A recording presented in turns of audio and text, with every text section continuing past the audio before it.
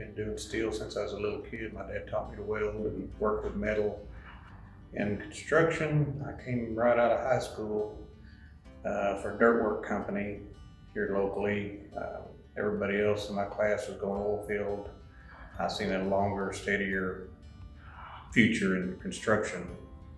So I've went in dirt work, cooling towers,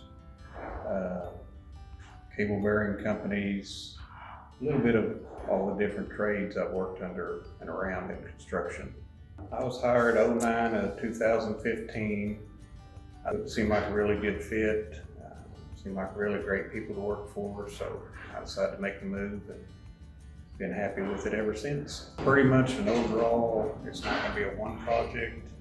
It's the remodel and revitalization of 100 block down here on the end of Chickasha Avenue. Just this whole end of the south end of Chickasha Avenue is kind of what I'm proud of, that I can look back a few years and say I had something to do with building that out and revitalizing downtown. Between the brewery, the Speak, just finished Tammy's, Bling.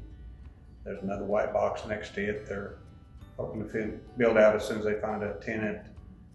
This food court that they're looking at building. So don't be afraid to try anything. And even if say you're going into carpentry and that's what you want to do, don't get blinders on and only worry about carpentry. Learn all the different things different trades do.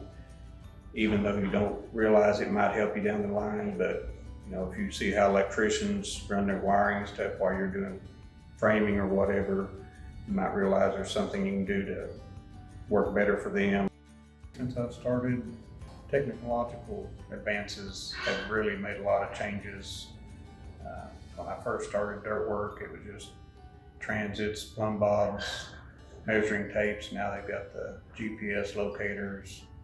A lot of that's come into the rest of the construction industry as far as tracking.